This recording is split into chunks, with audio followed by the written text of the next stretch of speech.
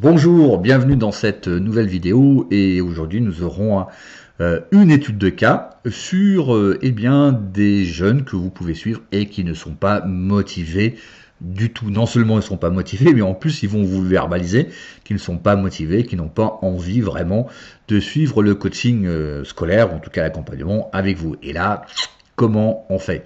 Donc c'est dans cette étude de cas que l'on va voir, hein. Donc c'est l'étude de cas de Hélène, donc c'est une interview d'Hélène, une première partie justement, où Hélène va nous expliquer eh bien, comment elle fait, elle a eu ce cas, voilà, hein, comment elle s'en est sortie et quels résultats elle a obtenu. Parce que, comme je vous le dis souvent sur cette chaîne, hein, bon maintenant peut-être que si vous la suivez régulièrement, vous êtes habitué, où je dis que au mieux les jeunes sont curieux, voilà, mais ne sont pas motivés. Ne vous attendez pas à des jeunes motivés comme vous pouvez l'avoir dans du coaching professionnel ou du coaching de vie, d'accord?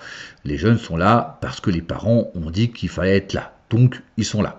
Donc certains jeunes sont curieux, d'autres peuvent être complètement réfractaires. Alors on me dit oui, mais bon, quand même, le jeune a dit oui. Oui, le jeune peut avoir dit oui le jour avec ses parents, et puis vous l'avez simplement en séance, en première séance, hein, et puis là, il sort tout ce qu'il a sur le cœur et vous dit bah non, en fait, j'ai pas envie. Voilà. Et qu'est-ce qu'on fait? Donc là, Hélène va nous expliquer comment elle fait. Alors, pour la petite histoire, hein, Hélène est rentrée dans le programme il y a quelques temps, donc je l'ai accompagnée, bien entendu. Voilà. Et donc, elle se débrouille extrêmement bien. Et mieux qu'elle, elle va vous dire ben, comment elle s'y prend quand un jeune ben, lui dit non, parce qu'elle a eu ces cas-là, hein, où le jeune lui dit bah voilà madame, j'ai pas envie de faire l'accompagnement et c'est clairement mes parents qui ont dit d'être là. Voilà, et qu'est-ce que vous faites? D'autant plus que les parents ont déjà payé, vous voyez. C'est déjà, ça peut être un cas assez difficile. Voilà, bon, je vous en dis pas plus, je vous laisse découvrir donc l'interview d'Hélène qui est la première partie, une première partie d'une interview beaucoup plus longue que j'ai coupée parce que l'autre partie est sur un thème différent. Donc voilà. Allez, j'en dis pas plus, je vous laisse découvrir l'interview d'Hélène. Salut Hélène, merci d'être dans cette interview. Alors, Bonjour François.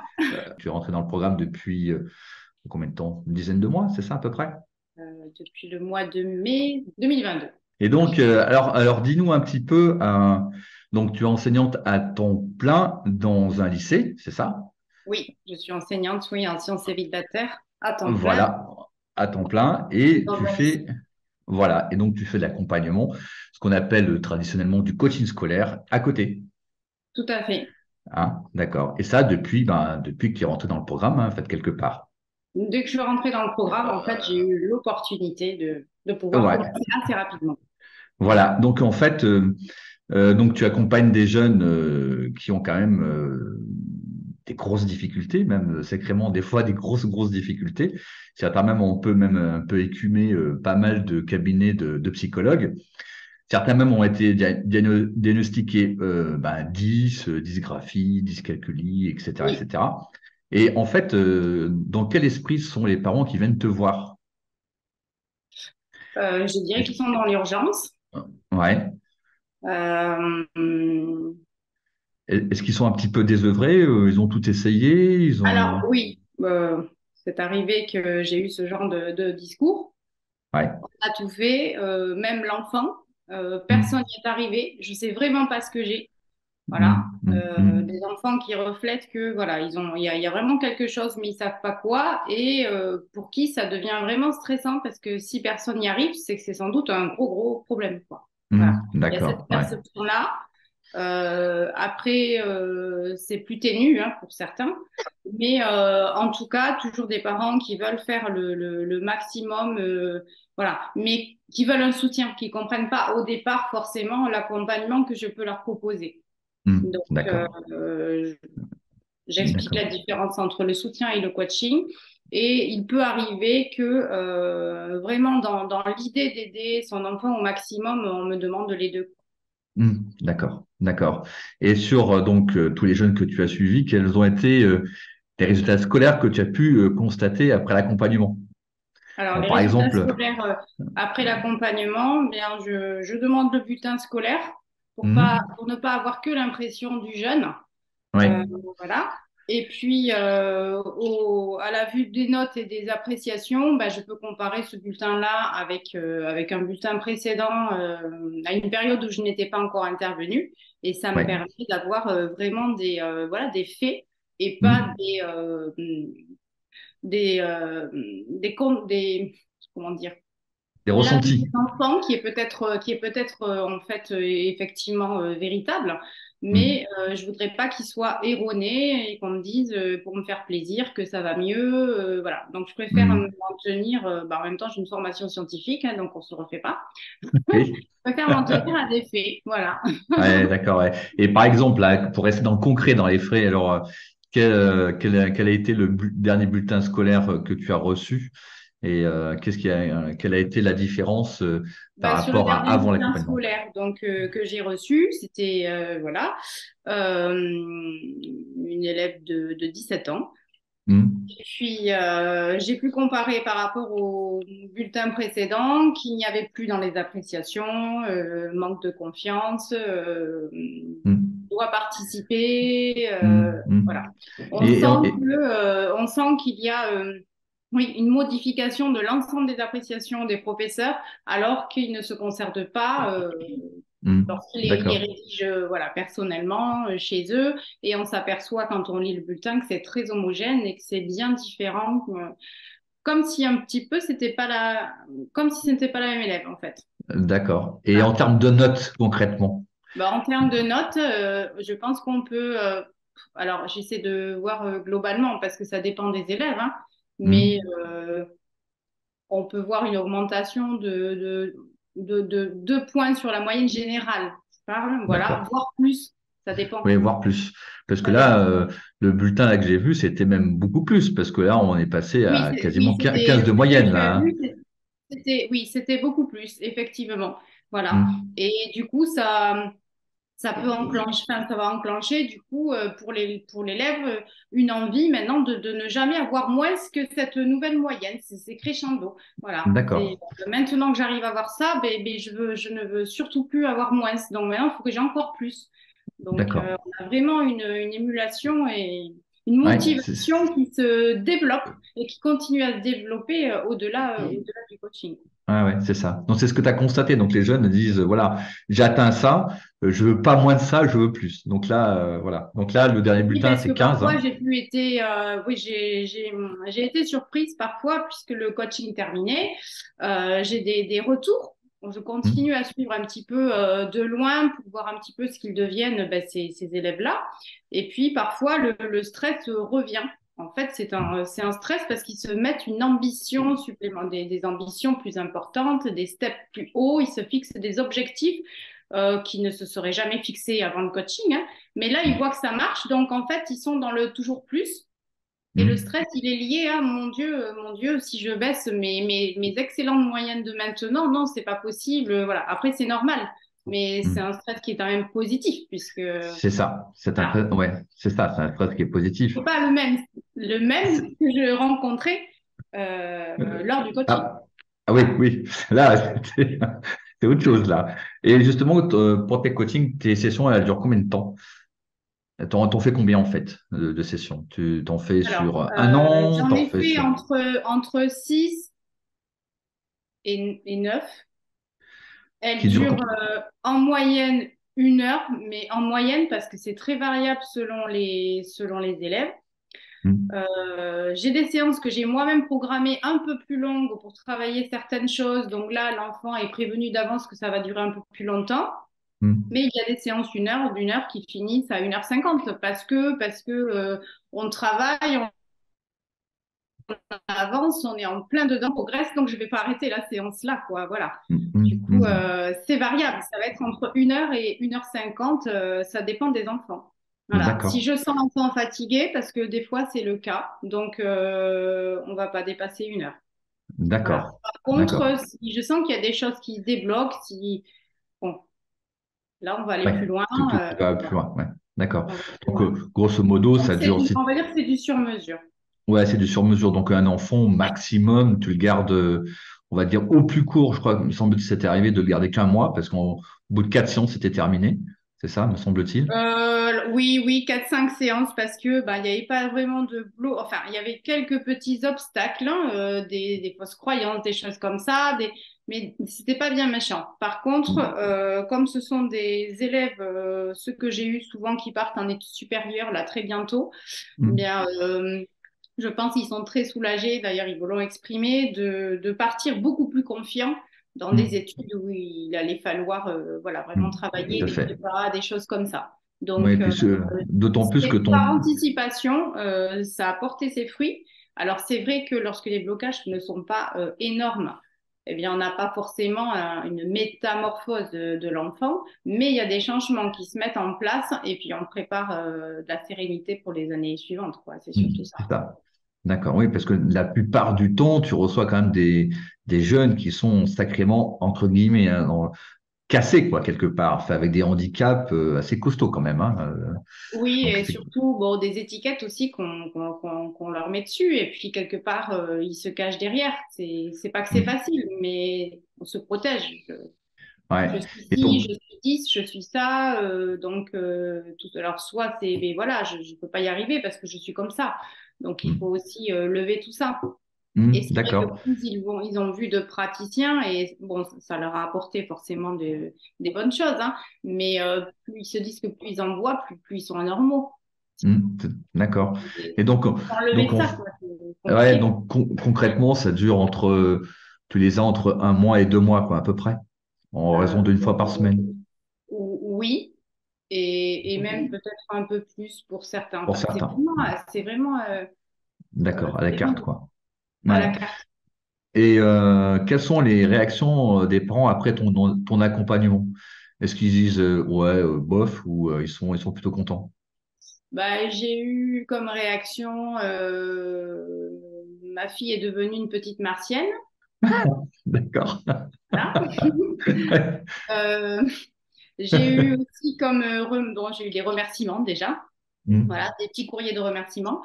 Et D'accord. puis des réactions comme quoi, ben, oui, on voit que enfin, l'élève, hein, c'est des jeunes de entre 15 et 17 ans en général, enfin, que j'accompagne, mais bon, ça, Hmm. Hmm. voilà. Donc je dis plutôt élèves que enfants, sont beaucoup plus sereins. Aussi des remarques comme quoi, ben, ça ne les a pas gênés de faire le test filmé alors que c'était impossible auparavant de filmer ou de photographier. C'était très compliqué. Hmm. Oui, Alors, des changements dans le comportement aussi à la maison, pas forcément que pour le d'accord. travail. Oui, alors pour préciser à nos auditeurs, hein, c'est que en fait, dans le process, dans la méthodologie, hein, J'ai pas dit. euh, voilà, on demande aux jeunes justement de faire une démonstration hein, des fameux 40 mots non, des 40 mots en 5 minutes. Des fois, c'est plus, hein, je crois que c'est pas toi qui avais fait 80, je crois. Mais Non, voilà, on demande aux parents non, mais ça enfin, peut aux aller, jeunes aller au-delà de 40 par contre, oui. ouais, voilà, c'est Oui, ça, de faire le test oui. pour démontrer que ben, tous les blocages d'apprentissage ont été levés et que leur enfant est capable d'apprendre n'importe quoi. Hein, c'est ça. Et C'est assez stupéfiant pour les parents, hein. C'est vrai que ouais. Ouais. Ils sont assez scotchés. Ouais. Mm. ah oui, ils sont scotchés, puis bon, ils voient aussi voilà, un changement, Ça. un changement de symptômes, moins de stress, Ouais. voilà, Oui, parce que ce qu'il un faut travail plus préciser, efficace, un peu moins de temps dans la chambre, non, non, ça va aller. Voilà, partir sur de soi à l'interro, alors que c'était mais infaisable auparavant. mm. Voilà, quand même des changements qui sont pas juste des ressentis, mais observables, vraiment. Ouais, c'est ça. Tout en précisant que l'exercice que fait, enfin la démonstration que fait l'enfant devant leurs parents, c'est pas un exercice de mémorisation. On est Non. d'accord. Donc l'enfant est capable de retenir 40 mots en 5 minutes. Hein. Les parents prennent une liste là, poup, et puis ils la lisent à leur enfant, qui la retient, puis qui la restitue à l'endroit, à l'envers, n'importe quel endroit. Mais ça, c'est que la face C'est le visible reflet, de, c'est le reflet du voilà, c'est travail. que le reflet. Voilà. Et c'est pas du tout des trucs Oui. même mnémotechniques pour retenir. Hein. C'est l'objet, c'est vraiment la transformation. Mhm.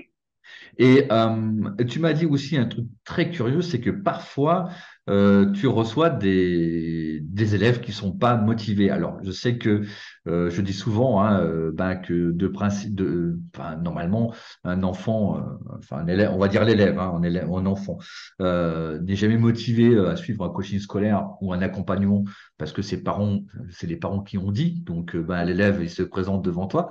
Mais toi, tu as la particularité d'avoir eu des élèves qui t'ont dit carrément, bon, je suis là parce que mes parents me l'ont dit, mais j'ai pas envie. C'est ça, Oui, hein? oui, oui, oui. Oui, ça s'est Et, produit parce que je pense qu'il n'y avait pas eu de conversation avec l'enfant en plus à la maison. mm, Donc j'ai reçu les parents et l'enfant. mhm, Bon, et là, là effectivement, j'ai senti une réticence. Voilà. d'accord. Et, L'enfant est et là, mais clairement, il me verbalisait. Mais moi, j'ai rien demandé. J'ai pas demandé à être ici. Voilà. mm, Mais je vais le faire, hein. De toute façon, j'ai pas le choix. d'accord. Et Sous comment tu et l'autorité comment sous tu l'autorité des parents, c'est comme ça qu'ils réagissent, qu'ils peuvent réagir. Ça peut mm, arriver. mm. Et comment tu l'as vécu en fait? Est-ce que tu as dit, est-ce que tu t'es dit ou tu as dit à l'enfant, bon bah puisque tu n'es pas motivé, on arrête là quoi. Non. Non, par des questions, je lui ai demandé s'il était satisfait de ses résultats scolaires, si ses résultats Mm, lui convenaient, pas s'ils étaient mm, bons, parce que tout le monde n'a pas la même appréciation de bons résultats. mm, S'il avait essayé, par exemple, de les améliorer, donc souvent, ben, c'est oui, j'ai essayé, ça marche pas, d'accord, ok, et pourquoi? Et des fois, en discutant même avec l'enfant sans s'en rendre compte, il peut faire il peut non pas donner ses propres blocages, mais il peut voilà exprimer des choses qui nous met sur des pistes. Voilà. Après mm, aussi lui faire remarquer de peut-être que il a la chance d'avoir bah, des parents quand même qui mettent tout en œuvre pour l'aider. Voilà, voir s'ils en sont conscients. Donc oui, bah, évidemment oui, ils peuvent dire que mm, oui. mm. Et est-ce que c'est une chance? Donc, en posant des questions, ben oui. Donc, ben, est-ce que tu veux pas essayer? Est-ce que tu, voilà, est-ce que tu penses que ce serait pire après? Voilà. Mhm, Donc, mhm. l'amener à lui faire comprendre que de toute façon, il peut rien perdre. Il peut juste gagner des choses, hein. Voilà. Il y a pas de danger, il n'y a pas de risque. D'accord. Et Et peut-être qu'il serait pas raisonnable de rester dans cette, alors c'est pas un état, mais mhm, dans ce contexte-là où forcément l'estime de soi va. exactement, ouais. Et donc, en fait, quelque part, tu crées la connexion avec le jeune. Enfin, en Oui. posant toutes tes questions, en lui faisant prendre compte. En fait, les questions que Et, tu lui poses, c'est pas un interrogatoire de police, hein, c'est simplement pour lui permettre de clarifier, en fait, la situation dans laquelle c'est il ça. est. Et que, en fait, quelque part, ben, l'accompagnement, déjà, un, il ne le connaît pas, il ne sait pas comment ça fonctionne. Et Non. quelque part, ça peut que lui être bénéfique. Et, Oui. Essayez surtout, voilà, être vraiment dans l'écoute parce que je pose des questions, mais c'est pour l'amener à s'interroger pour lui, pour hmm, son, voilà, essayer de lui faire prendre conscience que ce qui peut se mettre en place, ça ne sera que pour lui. Mais par contre, il va falloir qu'il y adhère, sinon ça va être compliqué. ça va C'est être plus ça. compliqué. Voilà. Donc, je me permets quand même de poser la question à la fin. Voilà. Est-ce que tu veux peut-être essayer? On voit. On n'est pas Hmm, obligé d'aller au bout. Mais au moins, hmm, essayer d'amorcer quelque chose. hmm. D'accord. Et là, Et là, j'accroche. Ça marche. d'accord. D'accord, d'accord. Et donc au final, Ça à marche chaque fois. puisqu'il demande ensuite le prochain rendez-vous presque 3 jours après, alors que j'aime bien laisser passer une semaine. Ouais. Voilà. Mais Ah d'accord, vraiment, d'accord, l'écoute il demande. pour mettre en confiance, mais Ouais. vraiment une capacité d'écoute, mais voilà, très concentré sur ce qu'il dit parce qu'il y a des petites choses sur lesquelles on va pouvoir rebondir et amener sous forme de questions quelque chose qui a été plus ou moins soulevé. Et là, il va se rendre compte que, ah, en fait, oui, elle m'a vraiment écouté, elle s'intéresse à moi. Là, c'est bon. Ouais, d'accord. Ouais. C'est ce qu'on appelle en CNV, communication non violente, le besoin de considération. Ouais, Ouais, et là, c'est parti. là, ouais. Là, c'est parfait, là. Ouais, ouais, ouais. Donc, d'accord. Non, non, mais c'est ça, hein, les jeunes ont vraiment un besoin de considération, en fait, tout être Oui, humain. Et donc, dans ton questionnement, il arrive à, enfin, par ton écoute, et les questions bien posées, le jeune se rend compte qu'effectivement, il est vraiment écouté, il est considéré. D'accord. Mais oui, Et parce qu'au donc, départ, je lui ai posé des questions bon, un peu classiques, mais en fait, mes questions, après, elles vont se fabriquer au fur et à mesure que je l'écoute. Donc, elles sont vraiment personnalisées. Voilà, c'est pas des d'accord. questions type interrogatoire, des questions de tout le monde. C'est, je vais poser ma question par rapport à ce qu'il vient de me dire. Donc, Hmm. forcément qu'il est considéré. Ça peut pas être autrement. Ouais, d'accord. Et est-ce que tu lui expliques un petit peu le but de l'accompagnement? Oui, j'imagine que oui. Oui, je Hmm. présente toujours aux parents et à l'enfant Hmm. le but à court terme, hein, euh, Mhm. donc améliorer visualisation, mémorisation, identifier des blocages et l'objectif à moyen terme, donc justement lever ces blocages, Hmm. rendre plus efficace le jeune dans ses apprentissages et surtout, moi, je pense que c'est le plus important, comme ils ont des professeurs très différents et on a beau faire de la pédagogie différenciée, enfin j'en fais tant et plus, mais c'est impossible d'ajuster ce dont un élève a besoin quand on a la 30, c'est infaisable. Voilà. Il faut reconnaître Hmm. qu'on fait ce qu'on peut. On va proposer un panel de possibles pour aider nos élèves en classe. Mais là, l'idée, pour moi, le but ultime, c'est de le rendre autonome. Qu'il Oui, sache avec d'accord. n'importe quel enseignant, comme il se connaît par rapport au profil qu'il présente, hein, euh, Hmm. et par rapport à tout ce qui aura été travaillé pendant le coaching, il saura Hmm. réagir, il saura poser les bonnes questions. Hmm. Voilà. Hmm. C'est lui qui D'accord. va orienter ses questions. Et oui, parce que toi qui es enseignante, qui a régulièrement des Oui, élèves, une trentaine d'élèves devant toi, effectivement, est-ce que enfin, tu es dans ton rôle d'enseignante, tu peux pas faire plus que ce que tu peux faire. oui, mais quand ils sont en groupe, en fait, le coaching déteint sur Oui. le. Ah, d'accord, Ah oui, d'accord, j'arrive maintenant à. Bon, je leur pose des questions, je sens des choses. Ça m'apporte beaucoup aussi. En fait, c'est très complémentaire. d'accord, d'accord. Et alors aussi, il arrive. Ah oui, je voulais savoir aussi pour toi, dans ta pratique, hein, donc toi qui es dans le concret, dans l'accompagnement, donc on parle aussi de concret, quel est le facteur clé numéro un d'un accompagnement quand un jeune ne veut pas être accompagné? Tu vois, par exemple, voilà, tu reçois un jeune qui veut pas être accompagné. Pour toi, quel est l'élément clé pour faire en sorte qu'il adhère en fait à l'accompagnement? Ah bah, créer une connexion avec lui, le mettre en confiance, c'est la première chose à faire. Enfin, D'accord. Ouais, ouais, d'accord. Que retenir? Que retenir de cette interview extrêmement riche? D'abord, c'est qu'il est important avant tout de créer une connexion avec le jeune dès la première session. Connexion, ça ne veut pas être gentil. Connexion, ça veut dire que un rapport de voilà, il s'est passé quelque chose et il y a une certaine complicité entre le jeune et vous-même. Donc, pour ça, eh bien, le jeune, vous savez que tout être humain a besoin de considération. C'est d'ailleurs un des points centraux de la communication non violente, le besoin de considération. Oui, je comprends ton point de vue. Oui, je te comprends. Voilà. Ça, c'est fondamental. La deuxième, intéressez-vous pour avoir le besoin de considération, pour que le besoin de considération soit rempli chez le jeune, eh bien, intéressez-vous vraiment au mode de fonctionnement de l'élève. Alors, c'est vrai que vous pouvez utiliser la communication non violente, refaire des reformulations, mais le problème de ça, c'est que c'est c'est bien, mais ça reste en superficie, ça ne va pas en profondeur. Et comme ça ne va pas en profondeur, eh bien certains jeunes peuvent le sentir et avoir un état d'esprit, en tout cas une ambiance un petit peu surfaite. Voilà. Et pour ça, évidemment, pour s'intéresser au vrai mode de fonctionnement de l'élève, vous ne pouvez pas l'inventer, vous ne pouvez pas le deviner, à moins d'être clairvoyant et encore. Donc, utilisez absolument un outil où l'élève reconnaisse son mode de fonctionnement précis.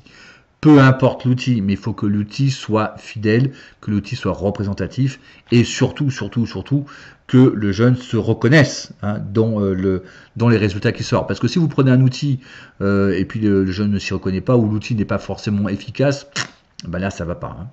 Voilà, et ici, Hélène a utilisé, donc évidemment, les 7 profils d'apprentissage, elle est rentrée dans le programme, hein, lequel outil est utilisé par plus de 2400 établissements. Donc, on peut partir du principe que si 2400 établissements scolaires ou de formation l'utilisent, c'est qu'il est en soit peu efficace.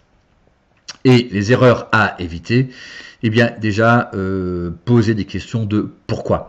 Alors évidemment, il est bien toujours de poser des questions, mais faites attention que vos questions soient pertinentes et ne tournent pas à l'interrogatoire de police. Donc comptez, la deuxième erreur, c'est que comptez uniquement sur sa bienveillance et sa capacité d'écoute. Alors vous pouvez avoir une bienveillance, une capacité d'écoute, c'est très bien, c'est un vrai atout, c'est un vrai plus, sauf que ne comptez pas dessus. Hein. C'est pas souvent je vois cette erreur, ah oui mais j'ai une capacité d'écoute, donc je vais m'en sortir coûte que coûte. Non, si il n'y a pas de, s'il n'y a pas le besoin de considération qui est rempli, vous pouvez avoir la meilleure bienveillance du monde, il n'y aura pas de connexion établie avec le jeune.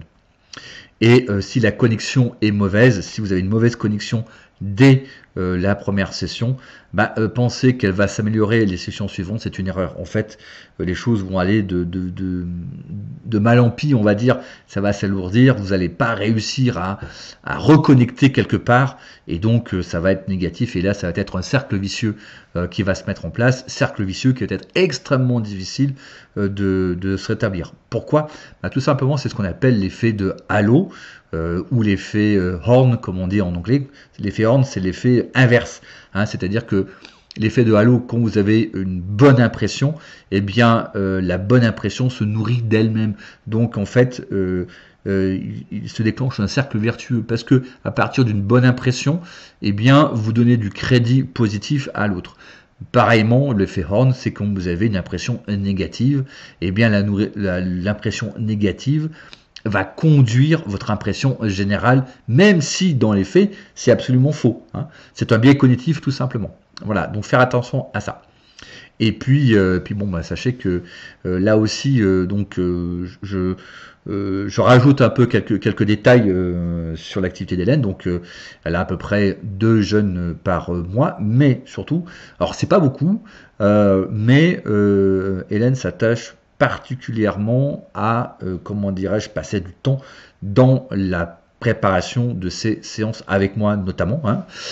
C'est pas parce que maintenant elle est confirmée qu'elle ne me pose pas des questions, mais c'est hyper important pour être assez suffisamment didactique et repérer toutes les subtilités qui font la différence. Voilà.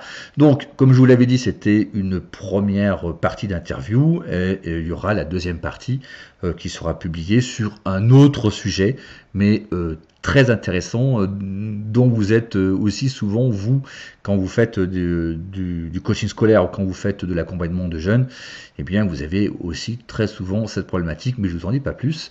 Je vous laisserai découvrir la prochaine vidéo sur ce sujet. Voilà, écoutez, merci de m'avoir écouté. Si vous avez des questions, vous pouvez les poser évidemment en commentaire. Hein, je le dis pas souvent, mais voilà, vous pouvez les poser en commentaire. Je regarde les commentaires, donc j'y répondrai. Un like si vous avez aimé, abonnez-vous à la chaîne et je vous dis à très bientôt. À plus, ciao.